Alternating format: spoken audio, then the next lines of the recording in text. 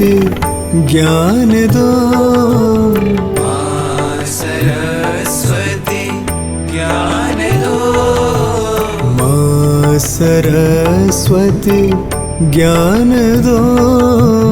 माँ सरस्वती ज्ञान दो।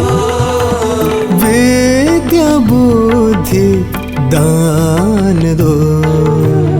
विद्या बुद्धि दान दो। विद्या बुद्धि दान दो। विद्या बुद्धि दान दो। माँ सरस्वती ज्ञान दो। माँ सरस्वती ज्ञान दो। प्रेमदायिनी शांतिदायिनी। प्रेमदायिनी शांतिदायिनी। प्रेमदायिनी शांतिदायिनी। प्रेमदायिनी शांतिदायिनी। भक्ति मुक्ति प्रदायिनी। भक्ति मुक्ति प्रदायिनी। भक्ति मुक्ति प्रदायिनी। भक्ति मुक्ति प्रदायिनी। साई माता तार दो। साई माता तार दो। साई माता तार दो। साई माता तार दो। आ सरस्वती ज्ञान दो। माँ सरस्वती ज्ञान दो। विद्या बुद्धि दान दो। विद्या बुद्धि दान दो। माँ सरस्वती ज्ञान दो। माँ सरस्वती ज्ञान दो। प्रेमदायिनी शांतिदायिनी। प्रेमदायिनी शांतिदायिनी। भक्ति मुक्ति प्रदायिनी। भक्ति मुक्ति प्रदायिनी। साई माता तार दो। साई माता तार दो। साई माता तार दो। साई माता तार दो। माँ सरस्वती ज्ञान दो।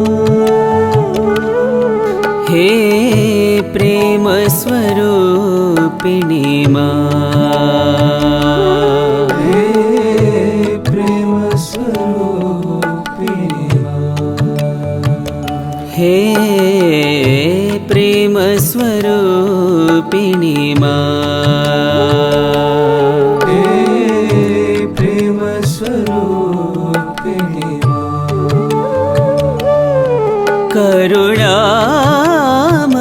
जननी करुणामयी जननी हृदय निवासिनी साई हृदय निवासिनी साई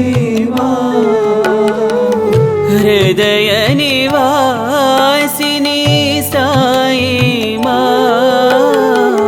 हृदय निवासिनी साई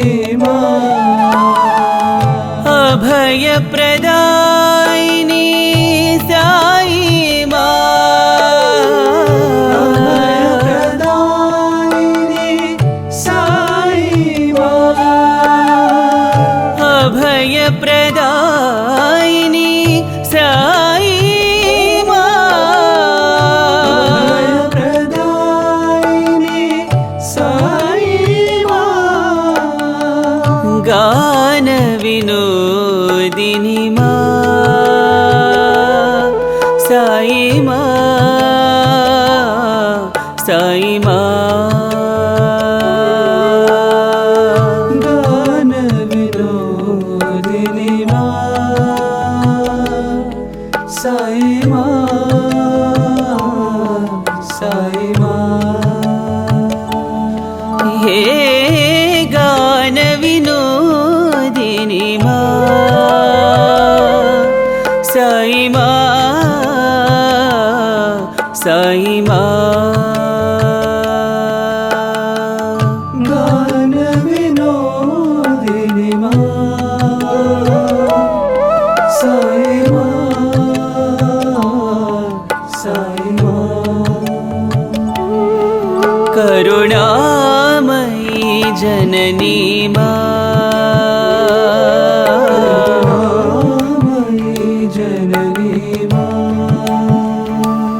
हे प्रेम स्वरूपिणी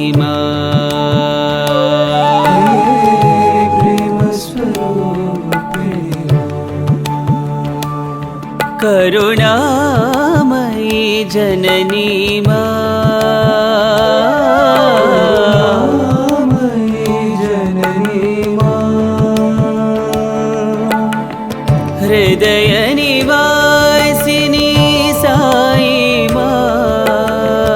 हृदय निवासिनी साई अभय प्रदायिनी साई अभय प्रदायिनी साई गान विनोदिनी साई साई गान विनोदिनी साई साई हे गान विनोदिनी साई साई गान विनोदिनी साई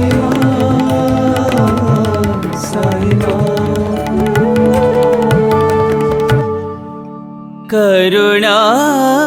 करुणामयी जननी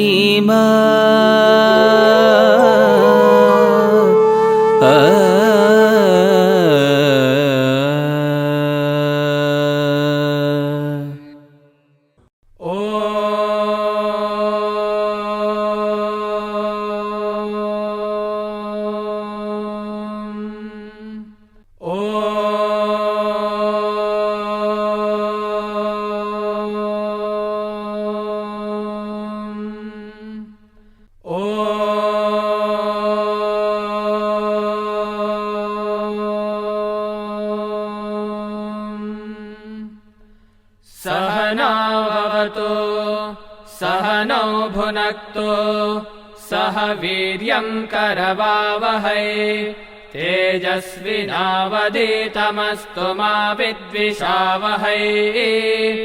ॐ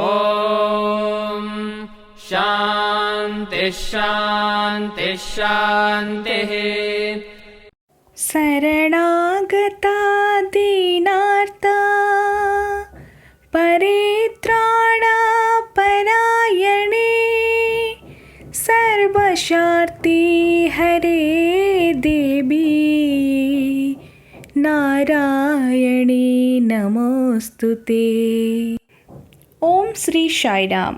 सृष्टिर सृष्टिकारिणी दिव्य प्रेममयी आनंदमयी कृपामयी परम आराध्या साई जननी चरण कमल आमर शत कोटि प्रणाम। नवरात्रि सत्संगर तृतीय सायं अधिवेशन को तांक पाद पंकजरे समर्पण करुछु एवं स्वयं स्वामी को आमंत्रण करुछु तांक दिव्य उपस्थिति रे आजिर कार्यक्रम को आगे नेबे।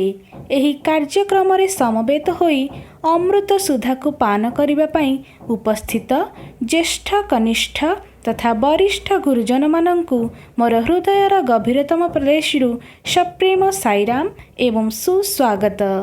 भगवान का द्वारा प्रदत्त एही महार्घ्य दिव्य अधिवेशनटीर शुभमय प्रारंभ निमंते चलंतु आमे समस्ते मिसी भगवान को दिव्य संभाषण पाई प्रार्थना करिबा। साईराम।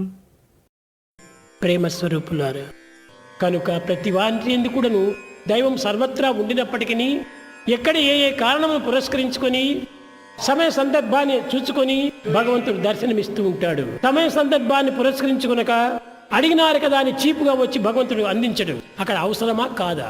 ఇలాంటి పరిస్థితిలో తాను విచారం చేస్తుంటాడు. ఎక్కడ, ఎందుకు, ఎప్పుడు, ఏమి, ఎట్లా, ఈ ఐదింటి ఎందుకు తాను విచారం చేస్తాడు.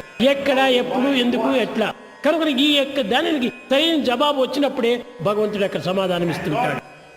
परमात्मा सबुठारे सूक्ष्म रूपरे विराजित थिले मध्य स्थान काल पात्र अनुसारे से भक्तर प्रिय रूपरे ताकु दर्शन दियंती। सेपरी सस्ता होई नाहंती जे जेउठी सेठी यथातथा तुमको दर्शन देदेवे, तुम आगरे प्रकटित होई जिवे।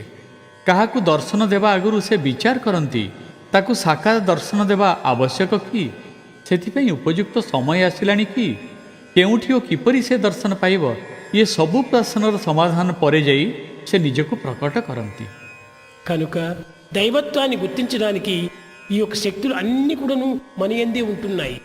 మనం ఈ శక్తుల కోసమని మరొక చోటుకు పోయి ప్రయత్నించనక్కర్లేదు. మానవుని యందు ఉన్నటువంటి శక్తులు ఇంకొకని యందు లేవు. ईश्वर को दर्शन करने जहाँ सब गुण सामर्थ्य आवश्यक ताहा प्रत्येक मध्य अच्छी। यह केबे भूलिब नहीं, आउ यार उपाय बाहर खोजा दरकार नहीं। मनीष भितर जहाँ नहीं ताहा आउ केउठी नहीं। మానవుడు మహాశక్తివంతుడు, మహాపవిత్రుడు, అన్నిటికీ మార్గదర్శకుడు, దేనిని కావలసిన సాధించగలడు. కానీ దానికి తగిన దీక్షను పట్టాలి. మధ్య మధ్య బంప్స్ జంప్స్ ఈ విధంగా డౌట్స్లో మనం తిరగకూడదు. मनीष महाशक्तिशाली, तार जीवन महापवित्र, से सारा सृष्टिर आदर्श होगापी समर्थ। से जहाँ चाहिए ताहा साधन करिपारे, किंतु आवश्यक केवल दृढ़ संकल्प।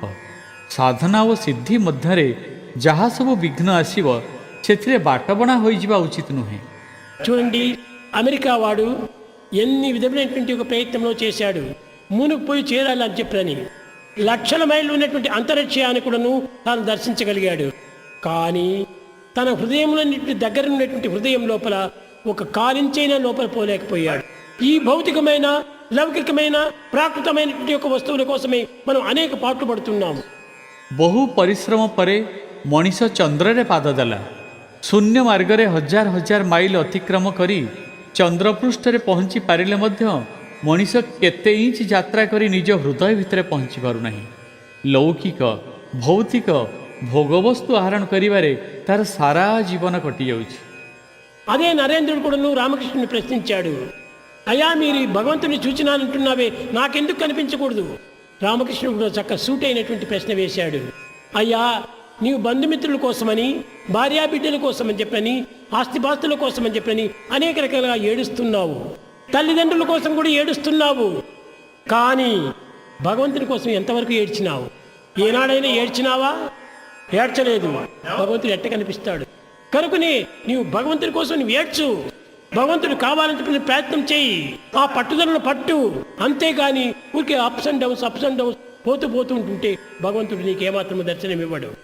ଥରେ ନରେନ୍ଦ୍ରନାଥ ଗୁରୁ ରାମକୃଷ୍ଣଙ୍କୁ ପଚାରିଲେ, ଠାକୁର ଆପଣ କହୁଛନ୍ତି ଆପଣ ଭଗବାନଙ୍କୁ ଦେଖିଛନ୍ତି, ମୁଁ କିପରି ତାଙ୍କୁ ଦେଖିପାରିବି? ରାମକୃଷ୍ଣ ଉତ୍ତର ଦେଲେ, ବାପା, ନିଜର ବନ୍ଧୁବାନ୍ଧବ, ପତ୍ନୀ, ପୁତ୍ର, ଧନ ସମ୍ପଦ, ପିତାମାତାଙ୍କ ପାଇଁ ଲୋକେ ଅଜସ୍ର ଲୁହ ଢାଳୁଛନ୍ତି, ମାତ୍ର ଈଶ୍ୱରଙ୍କ ପାଇଁ କିଏ ଢାଳୁଛି? ତୁ କେବେ ଈଶ୍ୱରଙ୍କ ପାଇଁ କାନ୍ଦିଛୁ? ନା, ଦିନେ ବି ନୁହେଁ। ତାହେଲେ ତୁ ତାଙ୍କୁ ଦର୍ଶନ କରିବୁ କିପରି? ଆରେ ଭଗବାନ ପାଇଁ କାନ୍ଦେ, ଆଖିରୁ ଲୁହ ଝରା, ତାଙ୍କୁ ପାଇବା ପାଇଁ ପ୍ରାଣଭରି ପ୍ରାର୍ଥନା କରେ, ସାଧନା କରେ। ତାହା ନ କରି ସଂସାର ଭିତରେ ଲଟପଟ ହେଉଥିଲେ ହରିଙ୍କୁ ଦର୍ଶନ କରିବୁ କିପରି? ఎప్పుడు చూసినా కానీ మానవ యందు ఈ సందేహాలు అభివృద్ధి అవుతున్నాయి. ఈ సందేహాలు ఉండినంత వరకు వాడు దేహము గురినటువంటి వాడే. దేహాభిమానం ఉండినంత వరకు దైవాభిమానం ఏమాత్రం కలగదు. ఈ డౌట్స్ మనం కొంతవరకు దూరం చేయాలి. ఈ సందేహాలు ఉండినంత వరకు దైవం మనకు సాక్షాత్కరించడు. ఒక విధమైనటువంటి యొక్క దీక్షను పూనాలి. ఎలాంటి పరిస్థితులు ఏందైనా కూడాను డౌట్స్కి అవకాశం లేకుండా చూసుకోవాలి. కనుకనే అదే మనం చేయవలసిన సాధన. అది మనం సాధన చేస్తే ఎంతైనా మన యొక్క హృదయం నందే ఆవిర్భవిస్తాడు భగవంతుడు. నతపాంసి నతీర్థానం నశాస్త్రాన జపానహి సంసార సాగరోత్తారే సజ్జనం సేవనం వినా. ఆ సేవ చేస్తూ ఉన్నాడు ఇక్కడ. ఆ సర్వీస్ లోపలనే ఉంటుండాది సర్వము. ମଣିଷ ମନରେ ସଂଶୟର ଅନ୍ତ ନାହିଁ। ସଂଶୟ ଥିବା ଯାଏ ଦେହଭାବ ରହିବ ହିଁ ରହିବ। ଦେହାଭିମାନ ଥିବା ଯାଏ ଦୈବାଭିମାନ ଆସିବ ନାହିଁ। ତେଣୁ ସଂଶୟକୁ ପ୍ରଥମେ ଦୂରକୁ ଫିଙ୍ଗ। ସଂଶୟ ଥିବା ଯାଏ ଦର୍ଶନ ହେବ ନାହିଁ। ଦୃଢ଼ ସଂକଳ୍ପ ପୋଷଣ କର। ଦୃଢ଼ ଦୀକ୍ଷା ହିଁ ପ୍ରକୃତ ସାଧନା, ପ୍ରକୃତ ତପସ୍ୟା। ଏହା ଥିଲେ ଈଶ୍ୱର ଅବଶ୍ୟ ହୃଦୟ ଭିତରେ ପ୍ରକଟିତ ହେବେ। ନ ତପାଂସି ନ ତୀର୍ଥାନାମ ନ ଶାସ୍ତ୍ରାଣାମ ଜପାନ୍ନହି ସଂସାର ସାଗରୋତ୍ତାରେ ସଜ୍ଜନ ସେବନମ ବିନା। ଜପ, ତପ, ତୀର୍ଥ, ଶାସ୍ତ୍ରପାଠ ଇଏ ସବୁରେ ଜୀବନର ଲକ୍ଷ୍ୟ ପୂର୍ଣ୍ଣ ହୁଏ ନାହିଁ। ଲକ୍ଷ୍ୟ ପୂର୍ଣ୍ଣ ହୁଏ ସଜ୍ଜନଙ୍କ ସେବାରେ। ଧନ୍ୟବାଦ ମହାପ୍ରଭୁ। ଆପଣଙ୍କ ଦିବ୍ୟ ସମ୍ଭାଷଣର ମଧୁର ଜ୍ୟୋତ୍ସ୍ନାରେ ଅଧିବେଶନଟିକୁ କୃପାସ୍ନାତ କରିଥିବାରୁ ଆଜିର ସାୟଂ ଅଧିବେଶନରେ ହୃଦୟେଶ୍ୱରଙ୍କ ନିକଟରେ ତାଙ୍କ ବଙ୍ଗାରୁମାନଙ୍କ ଆକୁଳ ନିବେଦନର ଝଙ୍କାର ଓଡ଼ିଶା ସାଇ ସିମ୍ଫୋନି ଦ୍ୱାରା ପ୍ରସ୍ତୁତ ହୃଦୟ ବୀଣା। ହେ ମଧୁରାଧିପତି, ହୃଦୟର ମଧୁର ମୂର୍ଚ୍ଛନାରେ ଏହି ହୃଦୟ ବୀଣା ଆପଣଙ୍କ ପାଦପଦ୍ମରେ ଭେଟି ନେବାକୁ ଯାଉଛନ୍ତି ଓଡ଼ିଶା ସାଇ ସିମ୍ଫୋନି ପରିବାରର ମଉସା ଡକ୍ଟର ବ୍ରହ୍ମାନନ୍ଦ ହୋତା ମହୋଦୟ। ସ୍ୱାମୀ ଆମ ସମସ୍ତଙ୍କର ଏହି ହୃଦୟ ଭାବକୁ ସଦୟ ଗ୍ରହଣ କରନ୍ତୁ। ସାଇରାମ।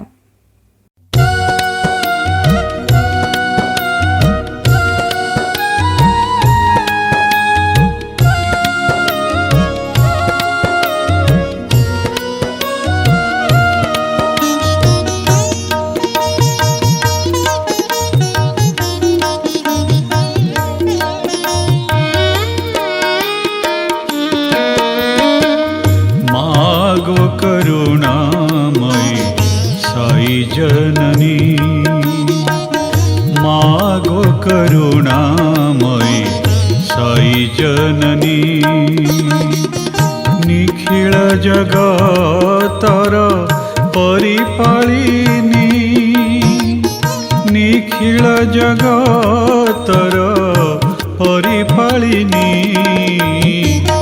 मागो करुणामयी साई जननी,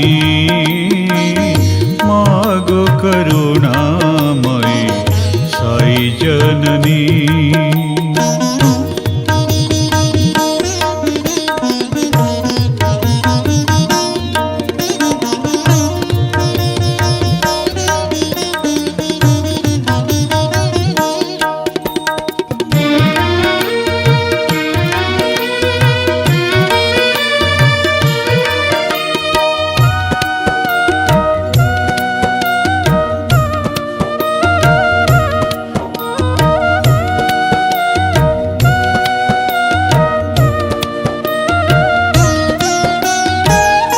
जगत जननी माता भुवनेश्वरी, आदि नारायणी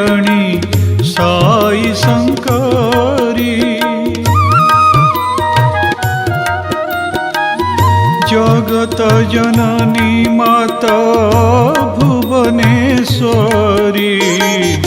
आदि नारायणी साई शंकरी मागो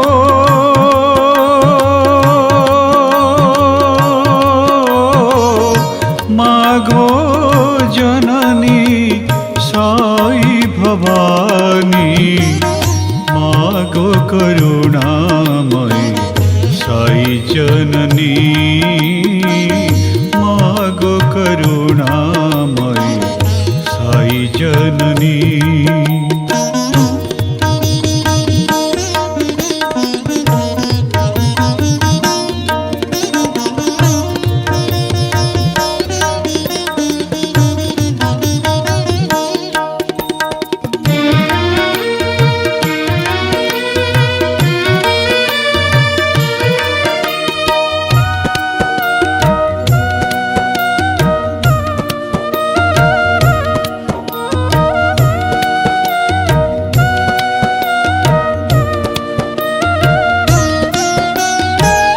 पतित पावनी मागो महिषमर्दिनी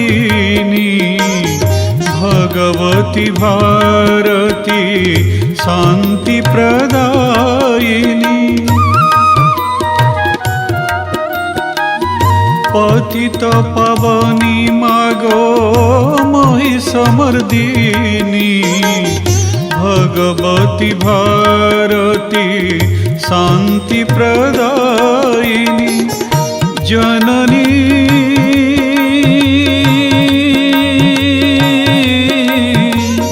जननी जगत शुभकारिणी मागो करुणामयी साई जननी मागो करुणामयी साई जननी।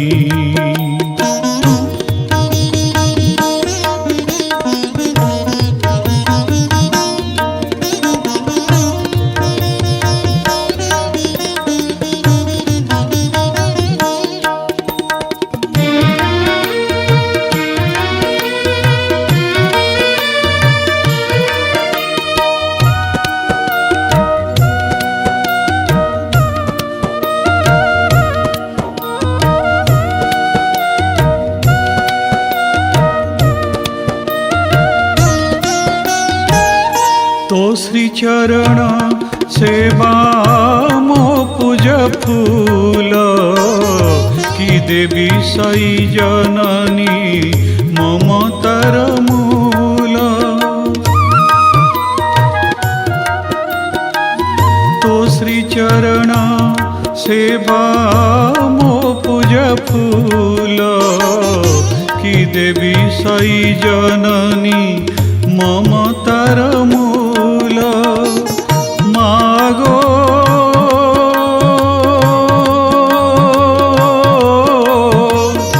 मागो प्रशांति निवासिनी मागो करुणामयी साई जननी मागो करुणामयी साई जननी। निखिल जगतर परिपालिनी निखिल जगतर परिपालिनी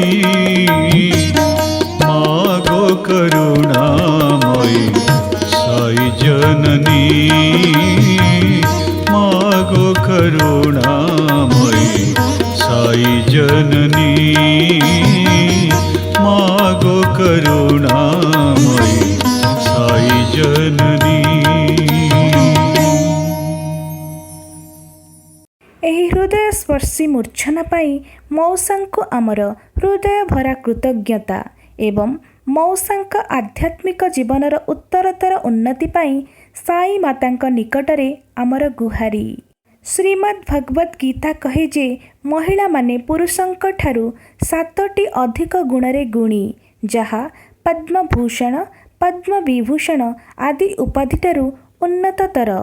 ତେବେ ସେହି ଦିବ୍ୟଶକ୍ତି ସ୍ୱରୂପିଣୀ ମାତାଙ୍କୁ ଆମ ସମସ୍ତଙ୍କ ଅନୁରାଗ ଅର୍ପଣ କରିବାର ଆଜି ହେଉଛି ପ୍ରକୃଷ୍ଟ ଦିବସ।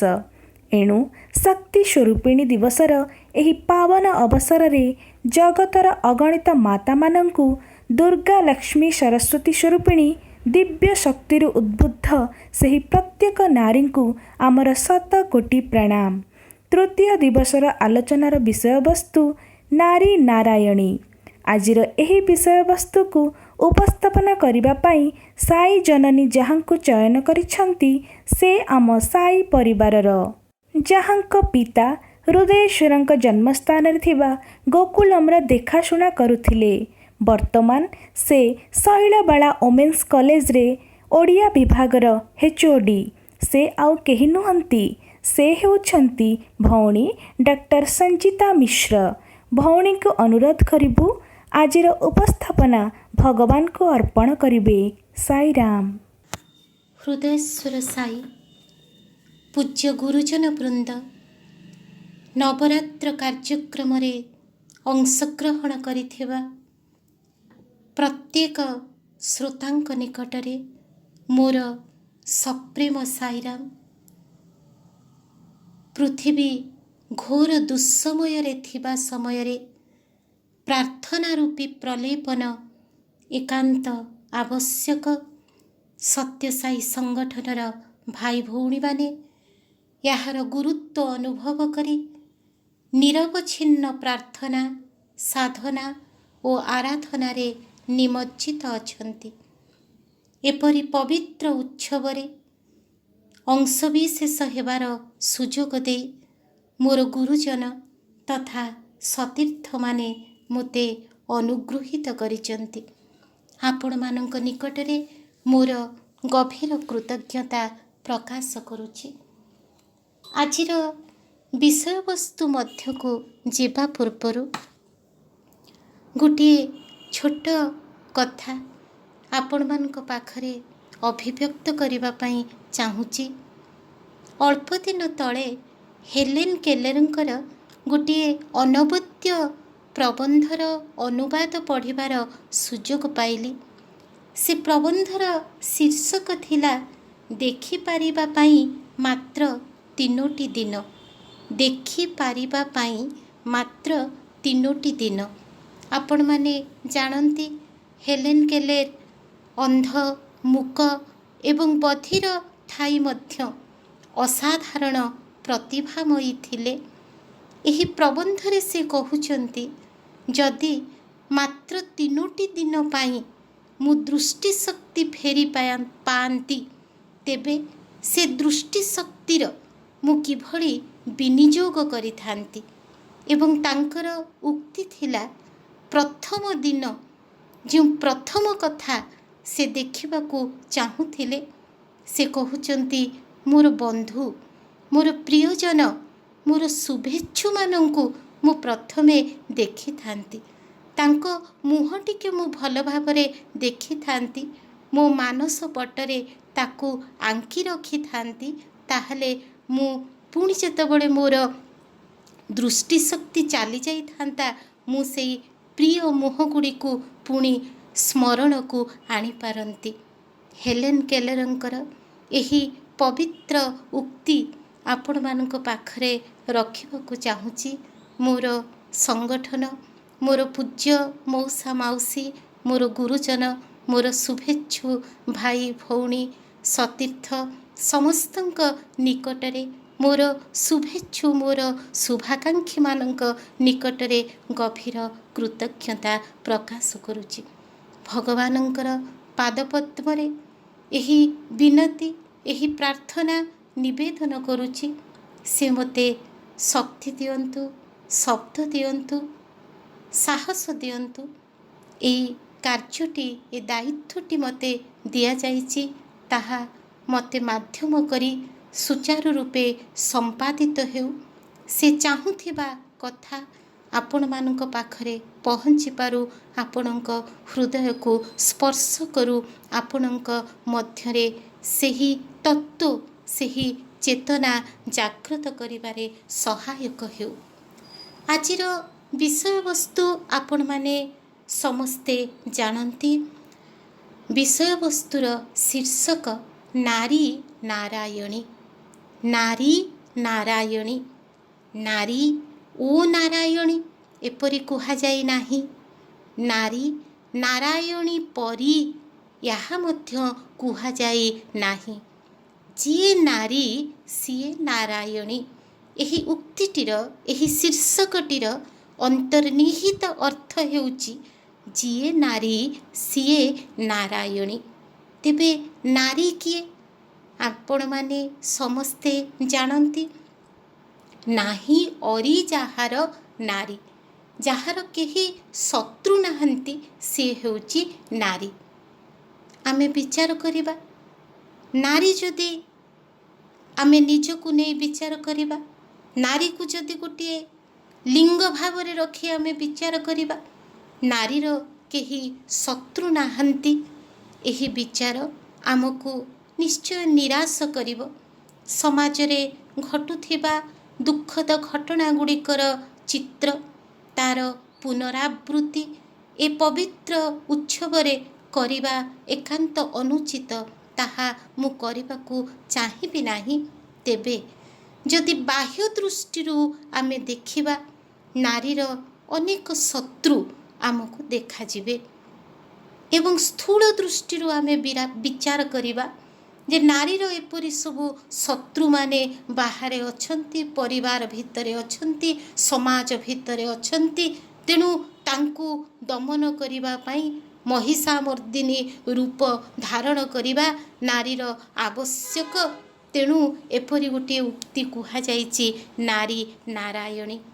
ଭାରତୀୟ ବାଙ୍ଗ୍ମୟରେ ନାରୀକୁ ସକଳ ଶକ୍ତିର ଆଧାର ରୂପେ ଏ ନାରାୟଣୀ ବୈଷ୍ଣବୀ ଏ ନାମଟି ପ୍ରଦାନ କରିବା ପଶ୍ଚାତରେ ଯେଉଁ ଚେତନା କ୍ରିୟାଶୀଳ ଥିଲା, କାହିଁକି ନାରୀକୁ ସକଳ ଶକ୍ତିର ଆଧାର ବୋଲି କୁହାଗଲା? ଯାହା ବେଦରେ କୁହାଗଲା, ମହାଭାରତରେ କୁହାଗଲା, ବିଭିନ୍ନ ପୁରାଣମାନଙ୍କରେ କୁହାଗଲା, ତାହା କାହିଁକି ସାରସ୍ୱତ ସମ୍ପଦ ଭିତରେ, ପୁସ୍ତକ ଭିତରେ, ପୋଥି ଭିତରେ ନିହିତ ହୋଇ ରହିପାରିଲା ନାହିଁ? ତାହା କାହିଁକି ଆମ ସାମାଜିକ ଜୀବନଧାରା ଭିତରେ, ସାଂସ୍କୃତିକ ଜୀବନଧାରା ଭିତରେ ପ୍ରବେଶ କଲା ଏବଂ ନାରୀ ଯେ ନାରାୟଣୀ ଏହି ସତ୍ୟକୁ ଅଦ୍ୟାବଧି ଆମେ ଗ୍ରହଣ କରି ଆସିଲେ, ତାହା ବିଚାର କରିବା, ତାହା ଆଲୋଚନା କରିବା ଉଚିତ ହେବ। ତେବେ ନାରୀକୁ ଯେ ନାରାୟଣୀ କୁହାଗଲା, ତାର ଅରି ବାହ୍ୟ ଶତ୍ରୁ ନୁହନ୍ତି। ତାର ଅରି ହେଉଛନ୍ତି ନିଜ ଭିତରେ ଥିବା ସମସ୍ତ ଶତ୍ରୁ, ନିଜ ଭିତରେ ଥିବା ଆଳସ୍ୟ, ନିଜ ଭିତରେ ଥିବା କାମନା, କ୍ରୋଧ, ଲୋଭ, ଆସକ୍ତି, ଅସୂୟା, ଏପରି ଅନେକ ବଦଗୁଣ, ଅନେକ ଶତ୍ରୁ ମୋ ଭିତରେ ରହିଛନ୍ତି। ଏ ଶତ୍ରୁମାନଙ୍କ ସହିତ ଲଢ଼ିବା, ଏହି ଅରିମାନଙ୍କୁ ନାଶନ କରିବା। ଏହି ଅରିମାନେ ହେଉଛନ୍ତି ଦୁର୍ଗମ। ଏହି ଦୁର୍ଗମାସୁରକୁ ବଧ କରିବାର ବିଧି, ବଧ କରିବାର ଉପାସନା ପଦ୍ଧତି, ବଧ କରିବାର ସାଧନା ପଦ୍ଧତି ହିଁ ଦୁର୍ଗା ପୂଜା, ତାହା ହିଁ ନବରାତ୍ର ଉତ୍ସବ। ଅତଏବ ଭାରତୀୟ ବାଙ୍ଗ୍ମୟରେ କାହିଁକି ନାରୀକୁ ନାରାୟଣୀ କୁହାଗଲା, କେଉଁଠି କୁହାଗଲା ଏବଂ ତାହା କିପରି ଆମର ଉପାସନା ପଦ୍ଧତି ମଧ୍ୟକୁ ଆସିଲା, ଆମ ଜୀବନରେ କିପରି ସେହି ଶକ୍ତି କ୍ରିୟାଶୀଳ, ଏ ସମସ୍ତ ଆଲୋଚନା ଆଜିର ବିଷୟବସ୍ତୁର ପରିସରଭୁକ୍ତ ହୋଇପାରିବେ। ଅରିନାଶନ ଏହି ଉପାସନା ପଦ୍ଧତିର ନିହିତାର୍ଥ। ଶତ୍ରୁ ବାହାରେ ନାହାନ୍ତି, ଶତ୍ରୁ ଆମର ଅନ୍ତଃସ୍ଥଳରେ ଅଛନ୍ତି। ମୋର ଏପରି ଗୋଟିଏ ତାତ୍ତ୍ୱିକ ବିଷୟବସ୍ତୁକୁ ଆପଣମାନଙ୍କ ପାଖରେ ରଖିବାକୁ ଯିବାବେଳେ ମୋର ଅଧ୍ୟୟନ ଅତ୍ୟନ୍ତ ସୀମିତ, ମୋର ଦୃଷ୍ଟିକୋଣ ମଧ୍ୟ ସୀମିତ, ସାଧନା ମଧ୍ୟ ଆହୁରି ସୀମିତ। ଏସବୁକୁ ପାଥେୟ କରି ଭଗବାନଙ୍କର କୃପା, ଭଗବାନଙ୍କର କଥାକୁ ପାଥେୟ କରି ଏ ତାତ୍ତ୍ୱିକ ବିଷୟବସ୍ତୁ ଆପଣମାନଙ୍କ ପାଖରେ ରଖିବା ପାଇଁ ଚାହିଁବି। ଆମେ ସମସ୍ତେ ଗୋଟିଏ ପବିତ୍ର ଦେଶରେ ଜନ୍ମ ହେଇଛେ। ଉତ୍କଳ ହେଉଛି ଆମ ସମସ୍ତଙ୍କର ଜନ୍ମଭୂମି। ଶକ୍ତି ଉପାସନା ସହିତ ଉତ୍କଳ ଭୂମିର ସମ୍ପର୍କ ମଧ୍ୟ ଅତ୍ୟନ୍ତ ପ୍ରାଚୀନ। ସପ୍ତ ମାତୃକା ପୂଜା ଏହି ଉତ୍କଳ ଭୂମିରୁ ଆରମ୍ଭ ହୋଇଥିଲା। ଏହି ସପ୍ତ ମାତୃକା ପୂଜା ସହିତ ଅରିନାଶନ ବା ଶତ୍ରୁ ଦମନ ଓତପ୍ରୋତ ଜଡ଼ିତ। ସପ୍ତ ମାତୃକା ପୂଜାରେ ସାଧକ କିପରି ସପ୍ତ ଦୁର୍ଗୁଣକୁ ବିନାଶ କରିପାରିବ, ସାତୋଟି ଶତ୍ରୁଙ୍କୁ ସେ କିପରି ବିନାଶ କରିପାରିବ, ତେଣୁ ସେ ସାତୋଟି ଦେବୀଙ୍କୁ ଉପାସନା କରିଥାଏ। ଏ ସାତୋଟି ଶତ୍ରୁ କିଏ? କାମ, କ୍ରୋଧ, ଲୋଭ, ମଦ, ମୋହ, ମାଶ୍ଚର୍ଯ୍ୟ, ଅସୂୟା। ଷଡ଼ରିପୁ ସହିତ ଆଉ ଗୋଟିଏ ଶତ୍ରୁ ଏକତ୍ରିତ ହେଇଛନ୍ତି, ତାହା ହେଉଛି ଅସୂୟା। ଏହି ସପ୍ତ ଦୁର୍ଗୁଣ ନିମନ୍ତେ ସପ୍ତ ମାତୃକାଙ୍କୁ ପୂଜା କରାଯାଏ। ଯଥାକ୍ରମେ ବ୍ରାହ୍ମୀ, ମହେଶ୍ୱରୀ, ବୈଷ୍ଣବୀ, କୌମାରୀ, ଇନ୍ଦ୍ରାଣୀ, ବାରାହୀ ଏବଂ ରୌଦ୍ରୀ। ଅତଏବ ନାରୀ ସେତେବେଳେ ନାରାୟଣୀ ହେଇପାରିବ ଯେତେବେଳେ ତା ଭିତରେ ଥିବା ଏହି ଅରିଗୁଡ଼ିକୁ, ଏହି ରିପୁଗୁଡ଼ିକୁ, ଏହି ଦୁର୍ଗୁଣଗୁଡ଼ିକୁ ସେ ନାଶ କରିପାରିବ। ସେତେବେଳେ ସେ ନାରାୟଣୀରେ ରୂପାନ୍ତରିତ ହେଇଯିବ।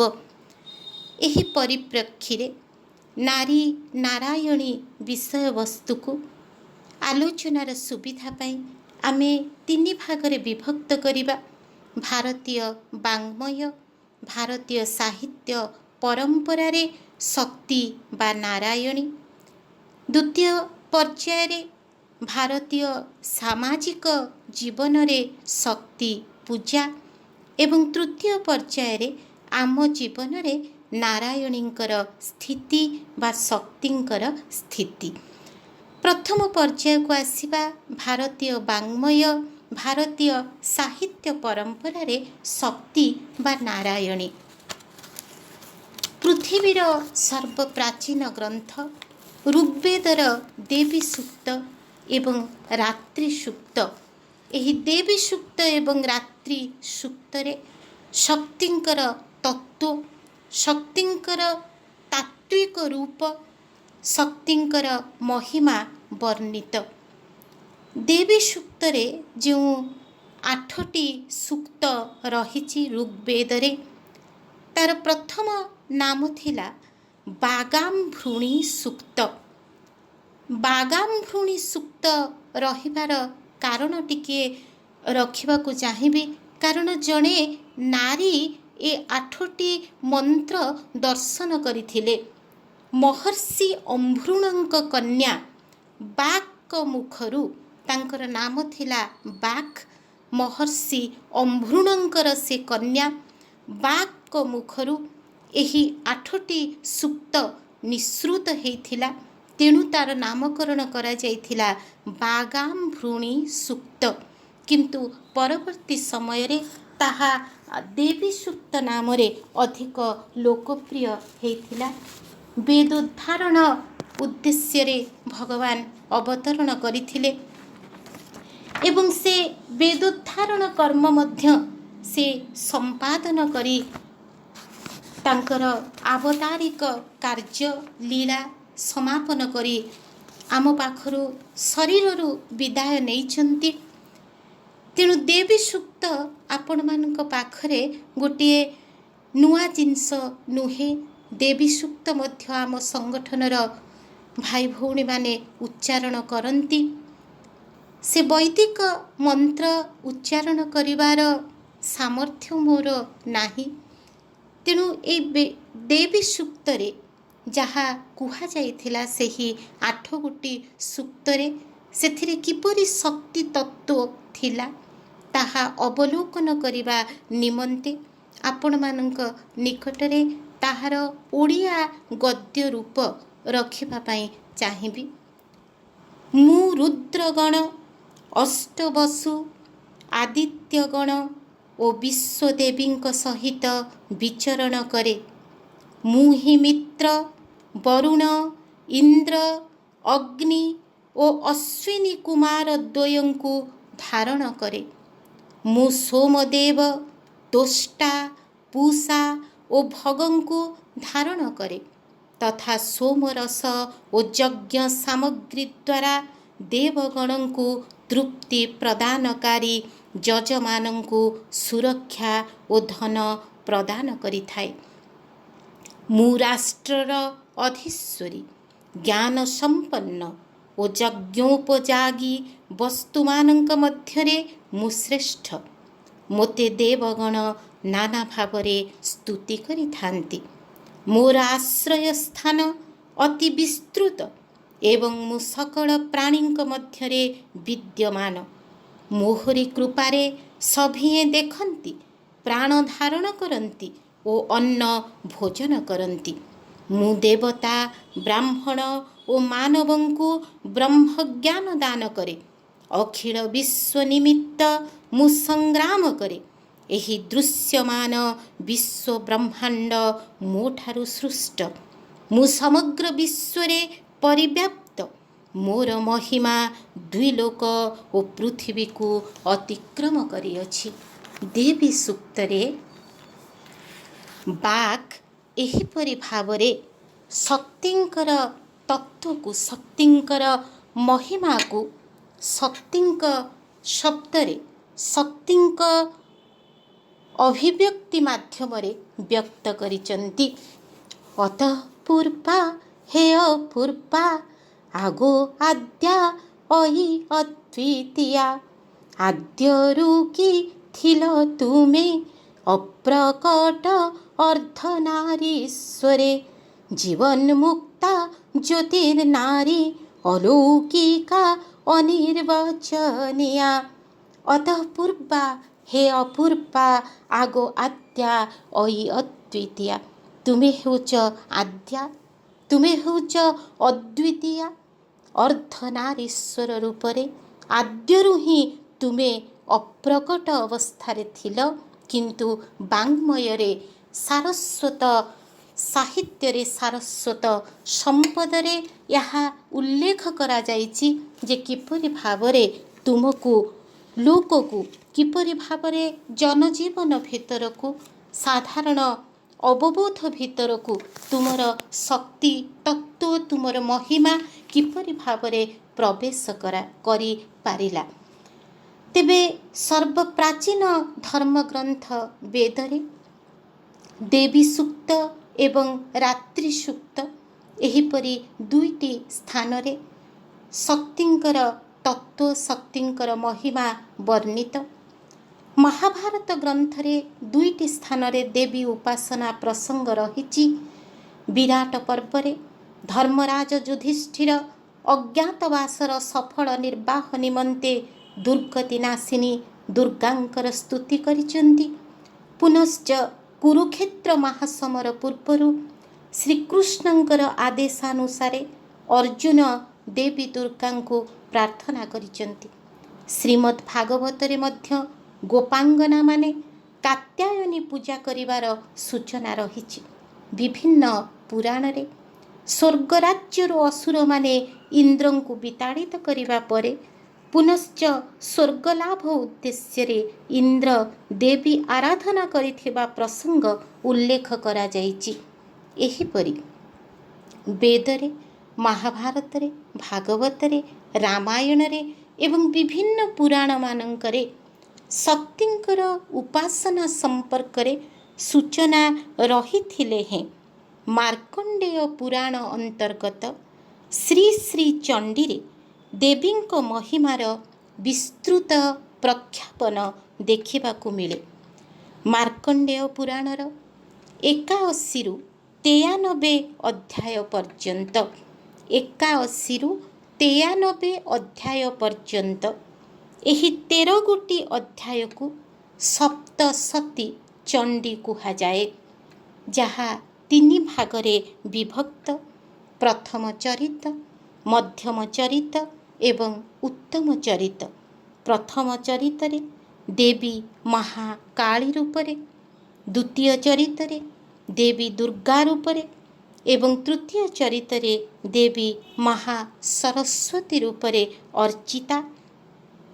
ଏହି ଚରିତ ଗୁଡ଼ିକରେ ସେ ଯଥାକ୍ରମେ ମଧୁ, କୈଟଭ, ମହିଷାସୁର, ଶୁମ୍ଭ, ନିଶୁମ୍ଭ ଆଦି ଦନୁଜଗଣଙ୍କୁ ନିଧନ କରିଛନ୍ତି। ଶାରଦୀୟ ଦୁର୍ଗା ପୂଜା ସହିତ ମାର୍କଣ୍ଡେୟ ପୁରାଣ ଅନ୍ତର୍ଗତ ଏହି ତ୍ରୟୋଦଶ ଗୋଟି ଅଧ୍ୟାୟ ଓତପ୍ରୋତ ଭାବରେ ଜଡ଼ିତ ହୋଇ ରହିଛି। ଆମର ଆଲୋଚନାର ବିଷୟବସ୍ତୁ ହେଉଛି ନାରାୟଣୀ। କାହିଁକି ନାରୀକୁ ନାରାୟଣୀ କୁହାଗଲା? କାହିଁକି ଶକ୍ତି, ସକଳ ଶକ୍ତିର ଆଧାର ମାତୃଶକ୍ତି, ସକଳ ଶକ୍ତିର ଆଧାର ମାତୃଶକ୍ତି ଏବଂ ସେ ମାତୃଶକ୍ତି ନାରୀ ଜାତି ଭିତରେ ସଂଗୁପ୍ତ ଭାବରେ ଲୀଳାୟିତ। ଏହି ଚେତନା ଜାଗ୍ରତ କରିବା ପାଇଁ ଏହି ଉପାସନା ପଦ୍ଧତି ଆମକୁ ସାରସ୍ୱତ ପରମ୍ପରାରୁ, ସାଂସ୍କୃତିକ ପରମ୍ପରାରୁ ହସ୍ତଗତ ହେଇଛି। ତେବେ ଏହିପରି ଭାବରେ ବେଦରେ, ମହାଭାରତରେ, ରାମାୟଣରେ, ସମସ୍ତ ପୁରାଣରେ ଏବଂ ମାର୍କଣ୍ଡେୟ ପୁରାଣରେ ଶକ୍ତିଙ୍କର ଉପାସନା ସମ୍ପର୍କରେ ବିବିଧ କାହାଣୀ ରହିଛି। ଶକ୍ତି ହେଉଛନ୍ତି ଦନୁଜ ଦଳିନୀ। ସେ ଅସୁରମାନଙ୍କୁ ନିଧନ କରିଛନ୍ତି। ପ୍ରକୃତରେ ଏ ସମସ୍ତ ପୌରାଣିକ କାହାଣୀ ହେଉଛି ରୂପକାତ୍ମକ। ସେଇ ଷଡ଼ରିପୁ ବା ସପ୍ତ ଦୁର୍ଗୁଣ ବିନାଶ କରିବା ପାଇଁ ଦେବୀଙ୍କର ବିବିଧ ରୂପକୁ ଆରାଧନା କରାଯାଇଥିଲା। କିପରି ଦେବତାମାନେ ଦେବୀଙ୍କୁ ଆରାଧନା କଲେ, ଦେବୀ କିପରି ତାଙ୍କୁ ଦର୍ଶନ ଦେଲେ, ଏ ସମସ୍ତ ଘଟଣା ଭିତରକୁ ଯାହା ଆପଣମାନେ ସମସ୍ତେ ଜାଣନ୍ତି, ଏ ସମସ୍ତ ଘଟଣା ଭିତରେ ଆମେ ପୁନର୍ବାର ପ୍ରବେଶ କରିବା। ତେବେ ମାର୍କଣ୍ଡେୟ ପୁରାଣର ଯେଉଁ ପ୍ରଥମ ଘଟଣାଟି ଥିଲା, କାହିଁକି ଦେବୀ ଦୁର୍ଗାଙ୍କର ପୂଜା ଆରମ୍ଭ ହେଲା ଏବଂ ମୃଣ୍ମୟୀ ପୂଜା, ମୂର୍ତ୍ତି ପୂଜା, ମୃଣ୍ମୟୀ ମାଟିରେ ତିଆରି କରି ଦୁର୍ଗା ମାଙ୍କୁ ପୂଜା କରିବାର ପରମ୍ପରା କେବେଠାରୁ ଆରମ୍ଭ ହେଲା? ଯେତେବେଳେ ବୈଦିକ କାଳ ଥିଲା, ବୈଦିକ କାଳରେ ମୂର୍ତ୍ତି ପୂଜା ନଥିଲା। ତେଣୁ ବାଗ୍ ଯେଉଁ ମନ୍ତ୍ର ଲେଖୁଛନ୍ତି ସେଥିରେ କେବଳ ଶକ୍ତି ତତ୍ତ୍ୱ ସମ୍ପର୍କରେ ସେ ଉଲ୍ଲେଖ କରିଛନ୍ତି। କିନ୍ତୁ ଯେତେବେଳେ ଆମେ ପୁରାଣ ପରମ୍ପରା ଭିତରକୁ ଆସିବା, ଭଗବାନ ଯେପରି କହନ୍ତି ଯେ ପୁରାଣ ଗୁଡ଼ିକ ପୁରୁଣା କଥା ନୁହନ୍ତି, ପୁରାଣ ଗୁଡ଼ିକ ଅଚଳ ପଇସା ନୁହନ୍ତି, ପୁରାଣ ଗୁଡ଼ିକ ଅପାଂତେୟ ନୁହନ୍ତି, ପୁରାଣ ଗୁଡ଼ିକ ହେଉଛି ପୁରା ନବଂ, ପୁରା ନୂଆ କଥା, ଚିର ଆଧୁନିକ ଉପାଦାନ ପୁରାଣ ଭିତରେ ଅଛି। ସେମିତି ଗୋଟିଏ ଚିର ଆଧୁନିକ ଉପାଦାନ ମାର୍କଣ୍ଡେୟ ପୁରାଣରେ କିଭଳି ଅନ୍ତର୍ନିହିତ, ତାର ପ୍ରଥମ ଅଧ୍ୟାୟରେ ଆପଣମାନେ ଜାଣିଥିବା ସେହି ଘଟଣା ଭିତରକୁ ଟିକେ ପ୍ରବେଶ କରିବା। ରାଜା ସୁରଥ ଏବଂ ସମାଧି ବୈଶ୍ୟ ଏ ଦୁଇଟି ଚରିତ୍ରଙ୍କର କଥା ସେଥିରେ ଉପସ୍ଥାପନ କରାଯାଉଛି। ପୂର୍ବକାଳର କଥା, ଚୈତ୍ର ବଂଶରୁ ଜାତ ହେଇଥିବା ରାଜା ସୁରଥ ସମଗ୍ର ଭୂମଣ୍ଡଳର ଅଧିକାରୀ ରୂପେ ନିଜର କର୍ତ୍ତବ୍ୟ ନିର୍ବାହ କରୁଥାନ୍ତି। ସେ ଅତ୍ୟନ୍ତ ପ୍ରଜାବତ୍ସଳ ଓ ପ୍ରଜାନୁରଞ୍ଜନ ଭୂପତି ଥିଲେ। ପ୍ରଜାମାନଙ୍କୁ ନିଜ ଔରୁସରୁ ଜାତ ସନ୍ତାନ ତୁଲ୍ୟ ଅତ୍ୟନ୍ତ ଶ୍ରଦ୍ଧାର ସହ ପାଳନ କରୁଥିଲେ। ସେହି ସମୟରେ କୋଳା ବିଧ୍ୱଂସୀ ନାମକ କ୍ଷତ୍ରିୟମାନେ ତାଙ୍କର ଶତ୍ରୁ ରୂପେ ଉପଗତ ହେଇଛନ୍ତି। ଏହି ଶତ୍ରୁମାନଙ୍କ ସହ ରାଜା ସୁରଥ ଘୋର ସଂଗ୍ରାମରେ ଲିପ୍ତ ହେଇଛନ୍ତି। କୋଳ ବିଧ୍ୱଂସୀମାନେ ସ୍ୱଳ୍ପ ସଂଖ୍ୟକ ଥିଲେ ହେଁ ରାଜା ସୁରଥଙ୍କୁ ଯୁଦ୍ଧରେ ପରାସ୍ତ କରିଛନ୍ତି। ପରାସ୍ତ ରାଜା ନିଜ ନଗରକୁ ପ୍ରତ୍ୟାବର୍ତ୍ତନ କରିବା ପରେ ଅତ୍ୟନ୍ତ ଶୋକାଭିଭୂତ ହୋଇପଡ଼ିଛନ୍ତି। କାରଣ ରାଜାଙ୍କର ଦୁଷ୍ଟ ବଳବାନ ଏବଂ ଦୁରାତ୍ମା ମନ୍ତ୍ରୀ ତଥା ପାରିଷଦ ବର୍ଗ ତାଙ୍କର ରାଜକୀୟ ସେନା ଏବଂ ରାଜକୋଷକୁ କରଗତ କରି ନେଇଛନ୍ତି। ନିଜର ସେନାବାହିନୀଙ୍କର କୃତଘ୍ନତାରେ ରାଜା ବ୍ୟଥିତ ହୋଇଛନ୍ତି। ସେମାନଙ୍କ ଦ୍ୱାରା ବନ୍ଦୀ ହୋଇ ରହିବା ଅପେକ୍ଷା ରାଜ୍ୟ ତ୍ୟାଗ କରିବାକୁ ଶ୍ରେୟସ୍କର ମନେକରି ଏକାକୀ ଘଞ୍ଚ ଅରଣ୍ୟ ମଧ୍ୟରେ ପ୍ରବେଶ କରିଛନ୍ତି। ସେଠାରେ ବିପ୍ରବର ମେଧାମୁନିଙ୍କ ଆଶ୍ରମରେ ଅବସ୍ଥାନ କରିଛନ୍ତି। ରାଜା ସୁରଥ ଅନ୍ୟ ଆଶ୍ରମବାସୀଙ୍କ ସହ ମିଶି ମେଧାଋଷିଙ୍କ ଆଶ୍ରମରେ ଅବସ୍ଥାନ କରୁଥିଲେ ହେଁ କିଛି ଦିନ ପରେ ଗଭୀର ବିଷାଦ ଓ ଦୁଃଖ ଅନୁଭବ କରିଛନ୍ତି। ମମତାରେ ଆକୃଷ୍ଟ ଚିତ୍ତ ହୋଇ ସେ ଚିନ୍ତା କରୁଛନ୍ତି, ମୋର ପୂର୍ବଜମାନେ ଯେଉଁ ନଗରକୁ ପାଳନ କରୁଥିଲେ ସେହି ନଗର ଆଜି ମୋ ଠାରୁ ଦୂରେଇ ଯାଇଛି। ମୋର ଦୁରାଚାରୀ ଭୃତ୍ୟଗଣ ସେହି ନଗରକୁ ସୁରକ୍ଷା ପ୍ରଦାନ କରୁଛନ୍ତି କି ନାହିଁ ଏହା ମୁଁ ଜାଣିପାରୁନାହିଁ। ମୋର ବଳବାନ ହସ୍ତୀମାନେ ଶତ୍ରୁମାନଙ୍କର ଅଧୀନସ୍ଥ ହୋଇ କେଉଁ ଭୋଗକୁ ଉପଭୋଗ କରୁଛନ୍ତି। ଯେଉଁ ଲୋକମାନେ ମୋର କୃପା ପାଇବା ନିମନ୍ତେ ମୋର ପଛେ ପଛେ ଧାଉଁଥିଲେ ସେମାନେ ଏବେ ମୋର ଶତ୍ରୁ ରାଜାଙ୍କୁ କିପରି ଅନୁସରଣ କରୁଥିବେ। ମୋର ରାଜକୋଷ ଧୀରେ ଧୀରେ ଶୂନ୍ୟ ହୋଇଯାଉଥିବ। ଏ ସମସ୍ତ ବିଷୟ ରାଜା ସୁରଥଙ୍କୁ ସଦାସର୍ବଦା ଚିନ୍ତିତ ଏବଂ ବ୍ୟଥିତ କରୁଥାଏ। ଏହିପରି ଚିନ୍ତାକୁଳ ଅବସ୍ଥାରେ ବିଚରଣ କରୁଥିବା ସମୟରେ ରାଜା ଆଉ ଜଣେ ବ୍ୟକ୍ତିଙ୍କୁ ଦେଖିଲେ।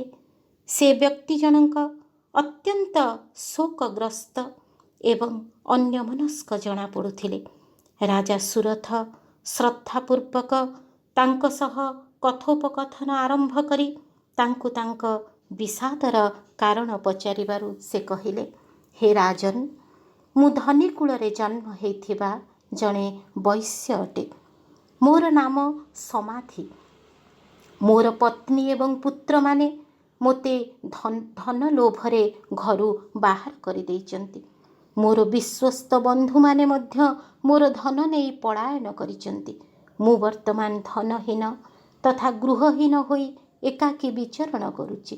ଏହି ନିବିଡ଼ ଅରଣ୍ୟାନୀ ମଧ୍ୟରେ ଅର୍ଥହୀନ ଜୀବନ ବଞ୍ଚୁଥିବା ସମୟରେ ମଧ୍ୟ ମୋର ପତ୍ନୀ ଏବଂ ସନ୍ତାନମାନଙ୍କର ଶୁଭାଶୁଭ କାମନା କରି ମୋର ହୃଦୟ ବ୍ୟଥିତ ହେଉଛି। ସେମାନେ ମୋତେ ପରିତ୍ୟାଗ କରିଥିଲେ ହେଁ ମୋ ଅନ୍ତରରେ ସେମାନଙ୍କ ପ୍ରତି ଅସୀମ ସ୍ନେହ ଶ୍ରଦ୍ଧା ଜାତ ହେଉଛି। ପୁନର୍ବାର ଗୃହାଭିମୁଖୀ ହେବା ପାଇଁ ମୁଁ ବ୍ୟାକୁଳ ହେଉଛି, କିନ୍ତୁ ତାହା ସମ୍ଭବ ନୁହେଁ, କାରଣ ସେମାନେ ମୋତେ ବିତାଡ଼ିତ କରିଛନ୍ତି। ଏସବୁ ଜାଣି ମଧ୍ୟ କାହିଁକି ସେମାନଙ୍କ ପ୍ରତି ମୋ ମନ ଭିତରେ ହାର୍ଦ୍ଦିକ ସ୍ନେହ ଜାତ ହେଇ ମୋତେ ସନ୍ତାପିତ କରୁଛି। ଅତଏବ ଏହିପରି ଭାବରେ ନିଜର ରାଜ୍ୟରୁ ବିତାଡ଼ିତ ହୋଇଥିବା ରାଜା ସମାଧି, ରାଜା ସୁରଥ ଏବଂ ବୈଶ୍ୟ ବା ବ୍ୟବସାୟୀ ସମାଧି ଯିଏ ନିଜ ପରିବାରରୁ ବିତାଡ଼ିତ ହୋଇଛନ୍ତି, ଉଭୟ ଜଙ୍ଗଲ ଭିତରେ ଆଲୋଚନା କରୁଛନ୍ତି ଯେ ଆମର ବୋଧ ଶକ୍ତି ଅଛି, ଆମର ଜାଣିବାର ଶକ୍ତି ଅଛି, ତଥାପି ଯେଉଁମାନେ ଆମକୁ ପରିତ୍ୟାଗ କରିଛନ୍ତି ସେମାନଙ୍କ ପାଇଁ ଆମ ମନ କାହିଁକି ବ୍ୟାକୁଳ ହେଉଛି। ଏହି ପ୍ରଶ୍ନ ନେଇ ସେମାନେ ମେଧାଋଷିଙ୍କ ନିକଟକୁ ଯାଇଛନ୍ତି ଏବଂ ମେଧାଋଷି କେବଳ ରାଜା ସୁରଥ ବା ବୈଶ୍ୟ ସମାଧି ନୁହନ୍ତି, ସମଗ୍ର ମାନବ ଜାତିର ସମସ୍ୟାର ନିରାକରଣ କରିବା ପାଇଁ ଦେବୀ ତତ୍ତ୍ୱ, ଶକ୍ତି ତତ୍ତ୍ୱ ସେମାନଙ୍କୁ ବର୍ଣ୍ଣନା କରିଛନ୍ତି। ସଂସାରର ସ୍ଥିତିକୁ ଧାରଣ କରିଥିବା ଭଗବତୀ ମହାମାୟାଙ୍କର ପ୍ରଭାବରେ ମନୁଷ୍ୟ ମୋହର ଗଭୀର ଗର୍ତ୍ତ ମଧ୍ୟରେ ପତିତ ହୋଇଥାଏ। ଭଗବତୀ ମହାମାୟାଙ୍କ ଦ୍ୱାରା ଏହି ଜଗତ ମୋହିତ ହୋଇଛି। ସେ ହିଁ ବଳପୂର୍ବକ ଜ୍ଞାନୀମାନଙ୍କ ଚିତ୍ତକୁ ଆକର୍ଷଣ କରି ମୋହରେ ନିକ୍ଷେପ କରିଥାନ୍ତି। ସେ ପରାବିଦ୍ୟା, ସଂସାର ବନ୍ଧନ ଏବଂ ମୋକ୍ଷର ହେତୁଭୂତା, ସନାତନୀ ଦେବୀ ତଥା ସମସ୍ତ ଈଶ୍ୱରଙ୍କର ଅଧୀଶ୍ୱରୀ, ସମସ୍ତ ଇନ୍ଦ୍ରିୟମାନଙ୍କର ଅଧୀଶ୍ୱରୀ ସେହି ମହାମାୟାଙ୍କର ଲୀଳା ଚରିତ ଶୁଣିବା ହୁଅନ୍ତୁ। ଏବଂ ଏହାପରେ ମହାମାୟାଙ୍କର ଲୀଳା ଚରିତ ସେମାନେ ଶ୍ରବଣ କରିଛନ୍ତି। ଅତଏବ ମୋହନାଶନ ନିମନ୍ତେ ଅଜ୍ଞାନତା ଦୂରୀକରଣ କରିବା ପାଇଁ ମାତୃଶକ୍ତିଙ୍କର ତତ୍ତ୍ୱ, ମାତୃଶକ୍ତିଙ୍କର କାହାଣୀ ସେମାନେ ଶ୍ରବଣ କରିଛନ୍ତି। ଏହି ମାତୃଶକ୍ତିଙ୍କର କାହାଣୀ ଶୁଣିବା ପରେ ମେଧା ଋଷିଙ୍କ ଆଶ୍ରମରୁ ଆସି ରାଜା ସୁରଥ ଏବଂ ବୈଶ୍ୟ ସମାଧି ନଦୀ କୂଳରେ ମୂର୍ତ୍ତିକାରେ ମାଟିରେ ଦେବୀଙ୍କର ମୂର୍ତ୍ତି ଗଢ଼ିଛନ୍ତି ଏବଂ ନିରବଚ୍ଛିନ୍ନ 3 ବର୍ଷ ଧରି ଦେବୀଙ୍କୁ ସେମାନେ ଆରାଧନା କରିଛନ୍ତି। ଦେବୀଙ୍କୁ ଆରାଧନା କରିବା ପରେ ସେମାନେ ଦେବୀଙ୍କର ଦର୍ଶନ ପାଇଛନ୍ତି।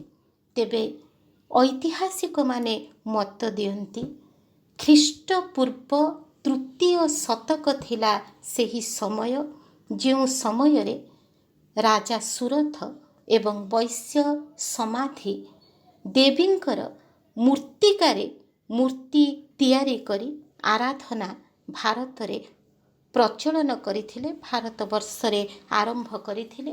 ପରବର୍ତ୍ତୀ ସମୟରେ ଏହି ସପ୍ତସତୀ ଚଣ୍ଡୀ ଏବଂ ଆରାଧନା ପଦ୍ଧତି, ମୋହନାଶନ ପଦ୍ଧତି, ଆତ୍ମରିପୁ ଷଡ଼ରିପୁ ବା ସପ୍ତ ଦୁର୍ଗୁଣ ନାଶ କରିବାର ପଦ୍ଧତି ଆମର ସାଂସ୍କୃତିକ ଜୀବନଧାରାରେ, ଆମର ସାମାଜିକ ଜୀବନଧାରା ମଧ୍ୟରେ ତାହା ପ୍ରବେଶ କରିଛି।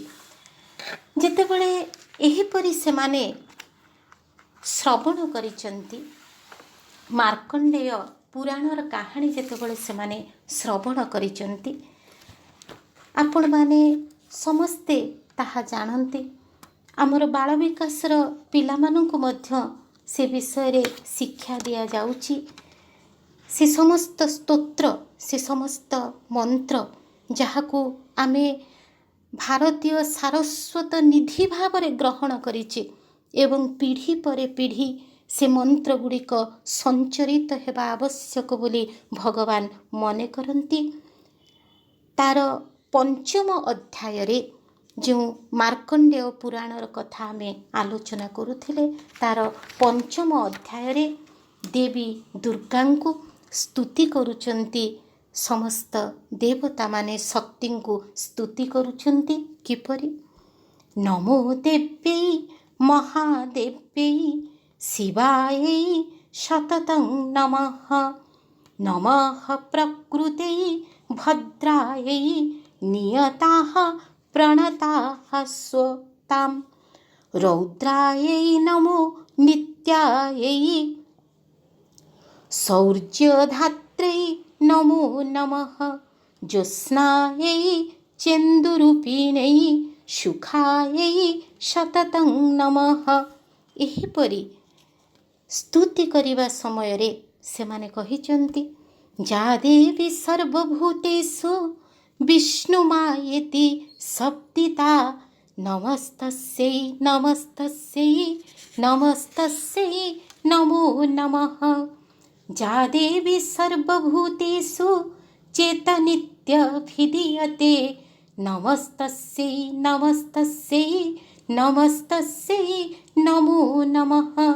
ଯେଉଁ ଦେବୀଙ୍କୁ ସମସ୍ତ ପ୍ରାଣୀଙ୍କର ଚେତନା ବୋଲି କୁହାଯାଏ, ତାହାଙ୍କୁ ନମସ୍କାର, ତାହାଙ୍କୁ ନମସ୍କାର, ତାହାଙ୍କୁ ଆମର ବାରମ୍ବାର ନମସ୍କାର। ତେଣୁ ଦେବୀ ସର୍ବଭୂତ ଭିତରେ ଅଛନ୍ତି।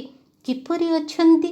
ବୁଦ୍ଧି ରୂପରେ, ନିଦ୍ରା ରୂପରେ, କ୍ଷୁଧା ରୂପରେ, ଶକ୍ତି ରୂପରେ, ତୃଷ୍ଣା ରୂପରେ, କ୍ଷାନ୍ତି ରୂପରେ, ଲଜ୍ଜା, ଶାନ୍ତି, ଶ୍ରଦ୍ଧା, କାନ୍ତି, ଲକ୍ଷ୍ମୀ, ବୃତ୍ତି, ସ୍ଥିତି, ଦୟା, ତୁଷ୍ଟି, ମାତୃ, ଭ୍ରାନ୍ତି, ଏହିପରି ସମସ୍ତ ଭୂତ ଭିତରେ ଏହି ଦେବୀ ତତ୍ତ୍ୱ ନିହିତ ରହିଛି।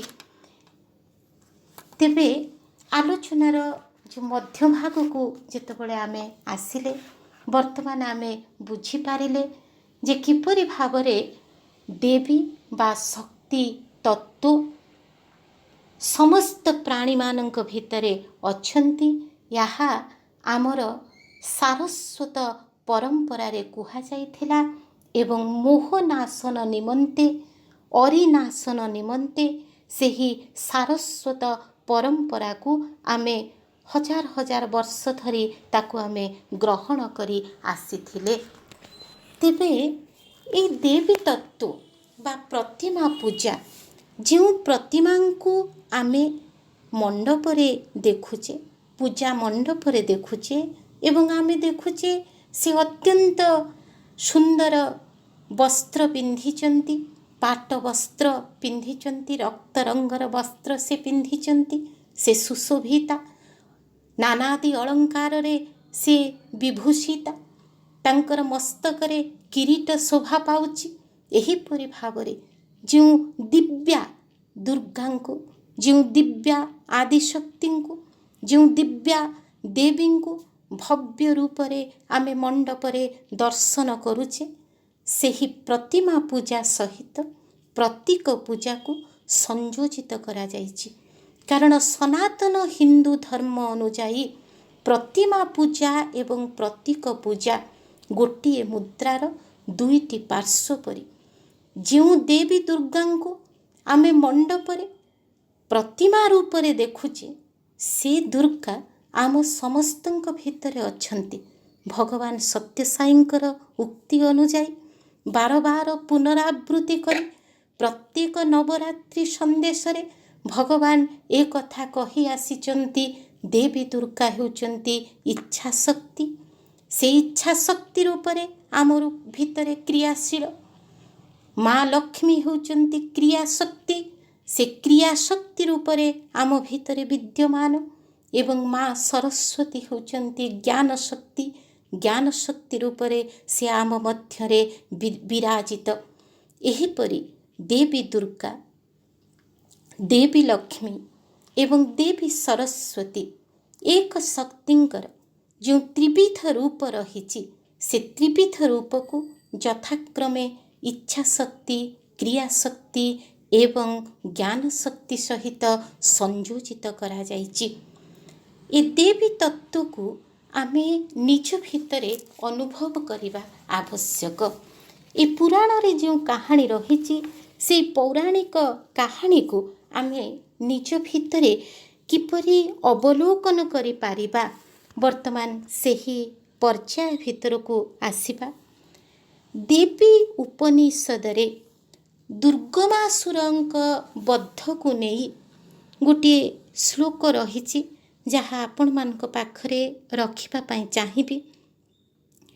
ଯସ୍ୟା ପରତରଂ ନାସ୍ତି ସୈଷା ଦୁର୍ଗା ପ୍ରକୀର୍ତିତା ଦୁର୍ଗାତ୍ ସନ୍ତ୍ରାୟତେ ଯସ୍ମାତ୍ ଦେବୀ ଦୁର୍ଗେତି କଥ୍ୟତେ ପ୍ରପଦ୍ୟେ ଶରଣଂ ଦେବୀ ଦୁଂ ଦୁର୍ગે ଦୁର୍ଗତିଂ ହର ତାଂ ଦୁର୍ଗାଂ ଦୁର୍ଗମାଂ ଦେବୀ ଦୁରାଚାର ବିଘାତିନୀମ୍। ଅର୍ଥାତ୍ ଯାହାଙ୍କ ଠାରୁ ଅନ୍ୟ କିଛି ଶ୍ରେଷ୍ଠ ନାହିଁ, ଯସ୍ୟା ପରତରଂ ନାସ୍ତି ସୈଷା ଦୁର୍ଗା ପ୍ରକୀର୍ତିତା, ଯାହାଙ୍କ ଠାରୁ ଅନ୍ୟ କିଛି ଶ୍ରେଷ୍ଠ ନାହିଁ, ସେ ହିଁ ଦୁର୍ଗା ରୂପରେ ବିଦିତା। ଦୁର୍ଗାତ୍ ସନ୍ତ୍ରାୟତେ ଯସ୍ମାତ୍ ଦେବୀ ଦୁର୍ଗେତି କଥ୍ୟତେ, ସେ ଦୁର୍ଗତିରୁ ତ୍ରାଣ କରୁଥିବାରୁ ଦୁର୍ଗା ଦେବୀ ବୋଲି କଥିତା।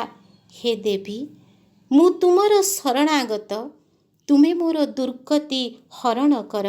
ସେହି ଦୁର୍ଗା ଦେବୀ ଦୁର୍ଗମ ଓ ଦୁରାଚାରକୁ ବିନାଶ କରନ୍ତି।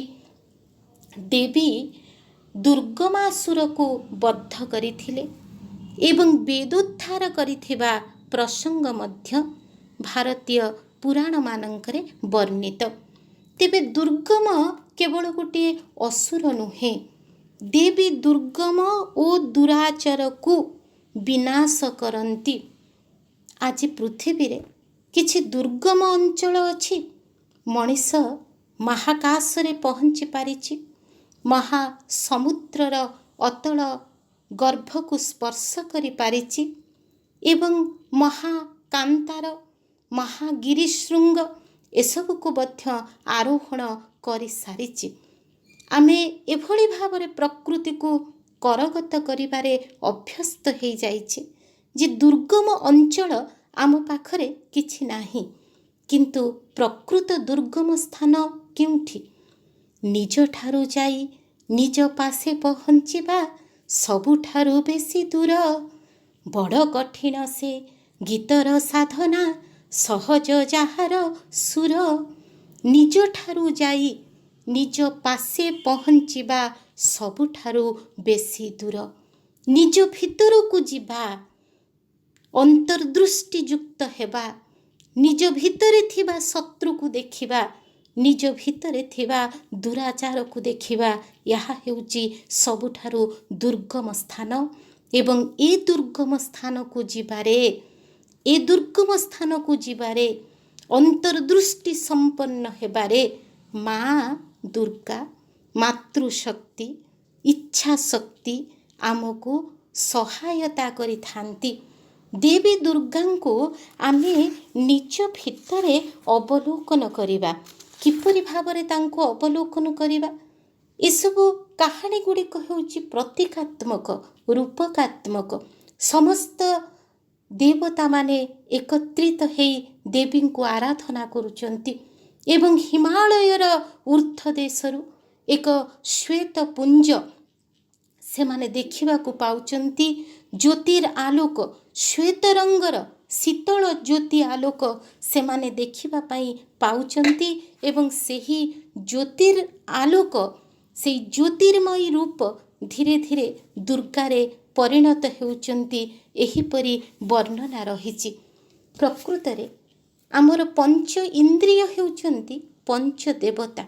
ଏହି ପଞ୍ଚ ଇନ୍ଦ୍ରିୟ ଯେତେବେଳେ ଏକତ୍ରିତ ହୋଇ ଅନ୍ତର୍ଦୃଷ୍ଟି ସମ୍ପନ୍ନ ହେବା ପାଇଁ ଚେଷ୍ଟା କରିବେ, ସେତେବେଳେ ସାଧକ ସେହି ଜ୍ୟୋତିର୍ମୟୀ ମାତାଙ୍କୁ ଦର୍ଶନ କରିପାରନ୍ତି।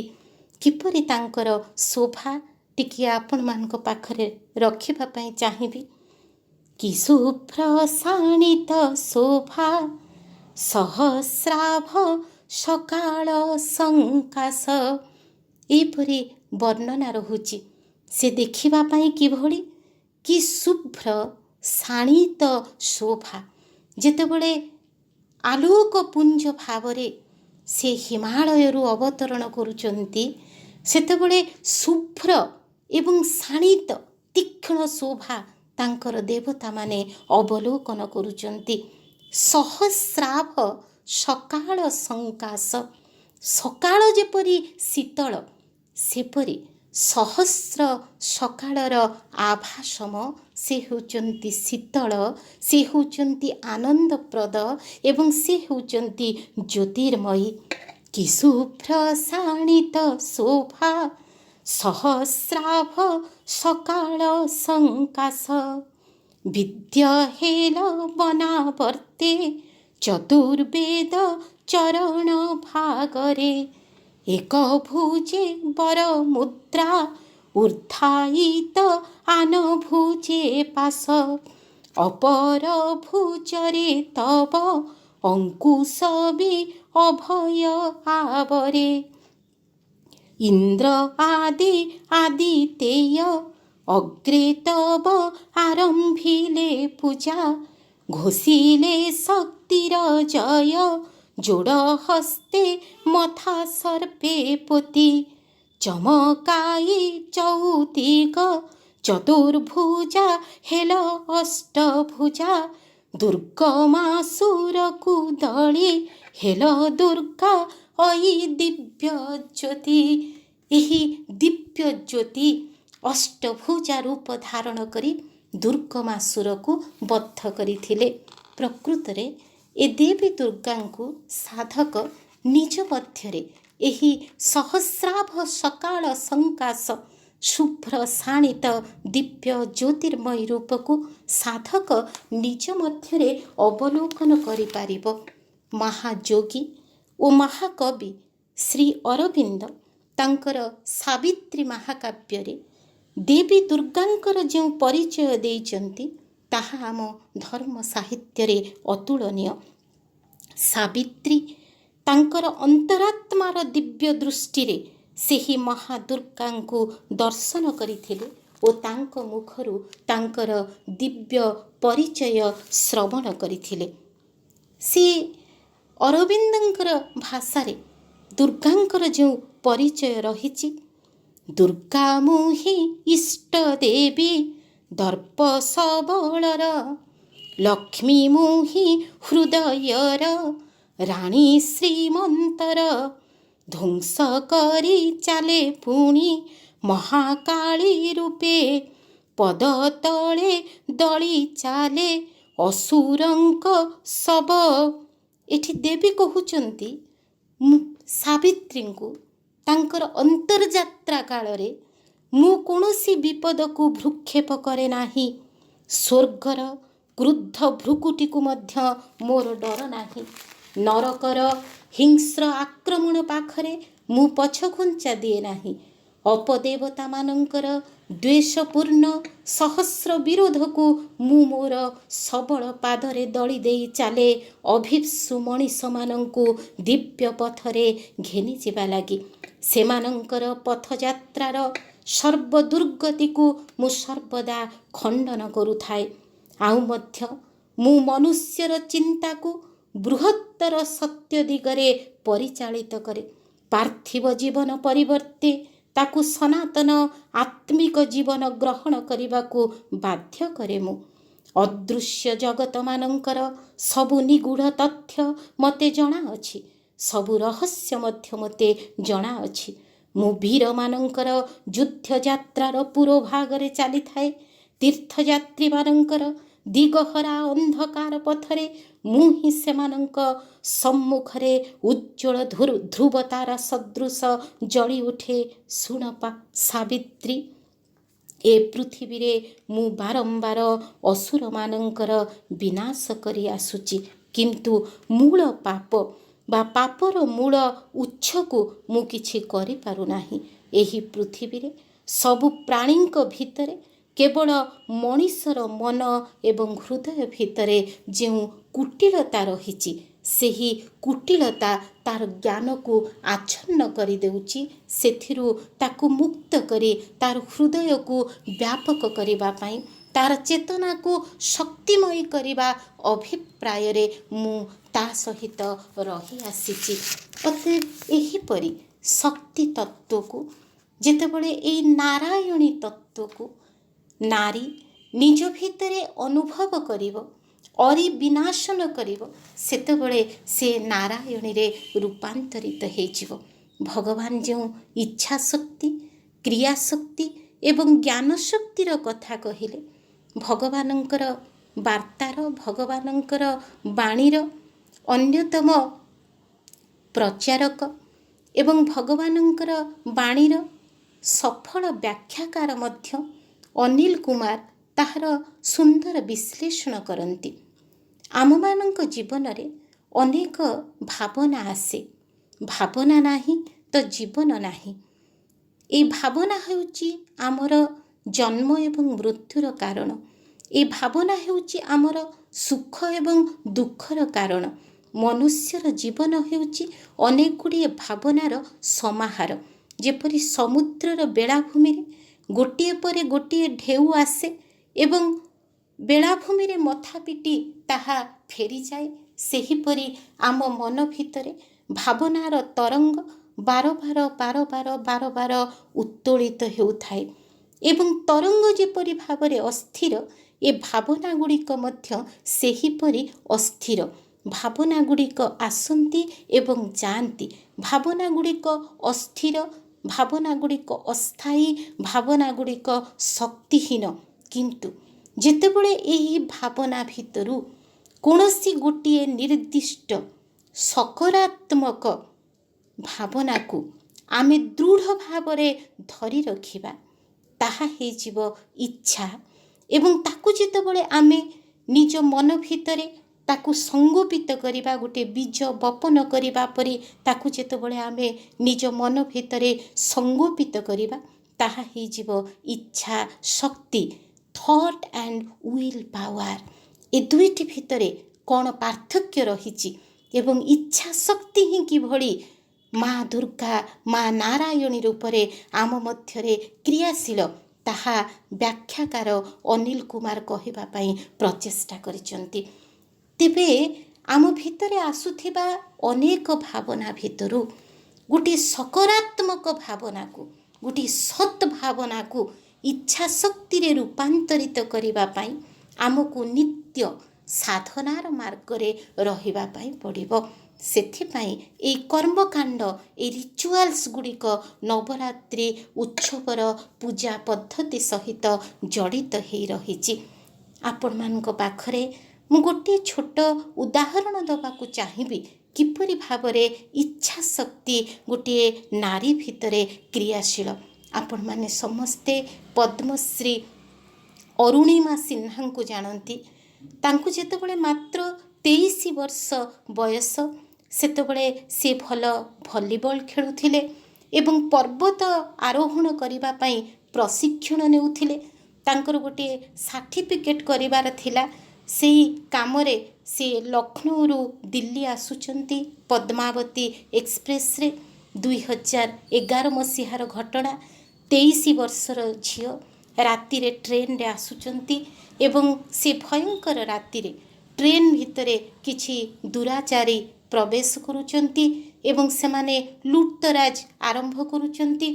ଏବଂ ଯେହେତୁ ଇଏ ଯୁବତୀ ଥିଲେ ଏବଂ ଜଣେ ଖେଳାଳି ଥିଲେ, ତାଙ୍କ ଭିତରେ ଥିବା ଖେଳାଳି ମନୋବୃତ୍ତି ସେ ବାଧା ଦେବା ପାଇଁ ଚାହିଁଛନ୍ତି। ତାଙ୍କର ଚେନ୍ଟି ଟାଣିବାକୁ ଚାହୁଁଛନ୍ତି ସେ ଦୁର୍ବୃତ୍ତମାନେ ଏବଂ ପରିଶେଷରେ ତାଙ୍କୁ ଚଳନ୍ତା ପଦ୍ମାବତୀ ଏକ୍ସପ୍ରେସରୁ ସେମାନେ ତଳକୁ ଫୋପାଡ଼ି ଦେଇଛନ୍ତି। ସେ ଆଉ ଗୋଟିଏ ଟ୍ରେନ୍ ଧାରଣାରେ ଯାଇ ପଡ଼ିଛନ୍ତି। ଯେଉଁ ଟ୍ରେନ୍ ଧାରଣାରେ ଯାଇ ପଡ଼ିଛନ୍ତି, ରାତିରେ ଅପର ଦିଗରୁ ଆଉ ଗୋଟିଏ ଟ୍ରେନ୍ ଦ୍ରୁତ ଗତିରେ ଆସୁଥିଲା, ଯେଉଁଥିରେ ତାଙ୍କର ଗୋଟିଏ ଗୋଡ଼ କଟିଯାଇଛି। ସେପରି ଅବସ୍ଥାରେ ସାରା ରାତି ସେ ସେଠାରେ ପଡ଼ି ରହିଛନ୍ତି। ପାଖାପାଖି 48 ଘଣ୍ଟା ପରେ ସେ ଦିଲ୍ଲୀର ଏମ୍ସରେ ପହଞ୍ଚୁଛନ୍ତି। ତାଙ୍କର ଚିକିତ୍ସା ଆରମ୍ଭ ହୋଇଛି। 4 ମାସ ସମୟ ଲାଗିଛି ତାଙ୍କୁ ସୁସ୍ଥ ହେବା ପାଇଁ। କିନ୍ତୁ ଯେତେବେଳେ ସେ ଆଖି ଖୋଲିଛନ୍ତି, ଯେତେବେଳେ ତାଙ୍କର ସେନ୍ସ ଆସିଛି, 23 ବର୍ଷର ଝିଅ ଏବଂ ଜାଣୁଛନ୍ତି ତାଙ୍କର ଗୋଟିଏ ଗୋଡ଼ କଟିଯାଇଛି, ଜାଣୁଛନ୍ତି ଯେ ତାଙ୍କର ମେରୁଦଣ୍ଡରେ ଗଭୀର ଆଘାତ ଆସିଛି। ଆଖି ଖୋଲିବା ପରେ ସେ କହୁଛନ୍ତି, ଏତେ ବଡ଼ ଦୁର୍ଘଟଣା ପରେ ସାରା ରାତି ଗୋଟିଏ ଗୋଡ଼ ହରାଇ ସେହିପରି ରେଳ ଧାରଣାରେ ପଡ଼ି ରହିବା ପରେ ଈଶ୍ୱର ଯଦି ମୋତେ ବଞ୍ଚେଇ ରଖିଛନ୍ତି, ତାହେଲେ ମୁଁ ନିଶ୍ଚୟ ଏଭରେଷ୍ଟ ଶୃଙ୍ଗ ଆରୋହଣ କରିବି। ଏହା ହେଉଛି ଇଚ୍ଛା ଶକ୍ତି। ଏହି ଇଚ୍ଛା ଶକ୍ତିକୁ ସେ କ୍ରିୟାଶକ୍ତି ଏବଂ ଜ୍ଞାନ ଶକ୍ତି ମାଧ୍ୟମରେ ତାକୁ ସେ ରୂପାନ୍ତରିତ କରିଛନ୍ତି।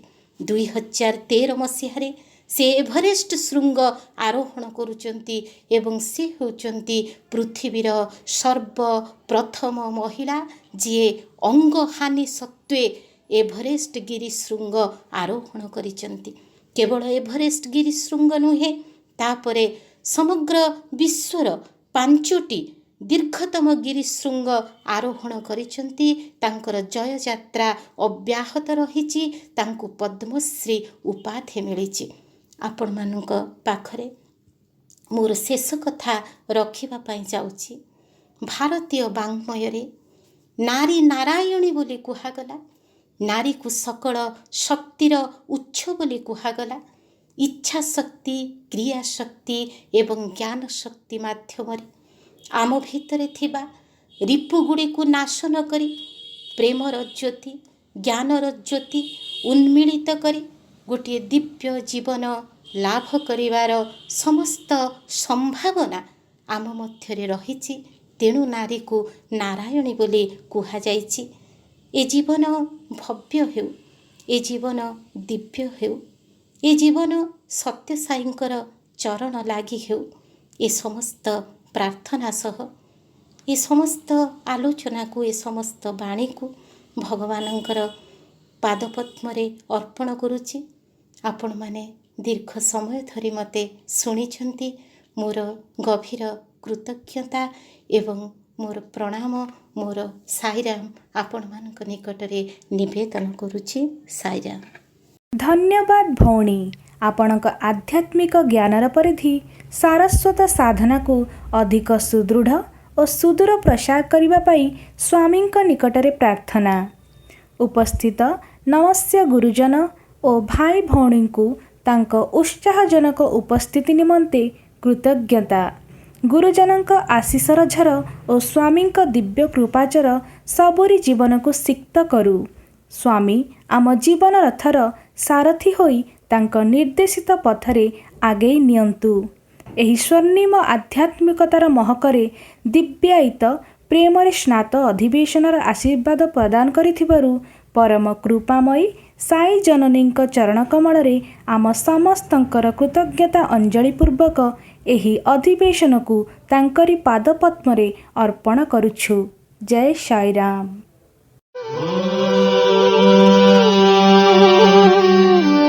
शान्ति शान्ति शान्तिः। समस्तलोकाः सुखिनो भवन्तु। समस्तलोकाः सुखिनो भवन्तु। समस्तलोकाः सुखिनो भवन्तु। ॐ शान्ति शान्ति शान्तिः। जय बोलो भगवान श्री सत्य साई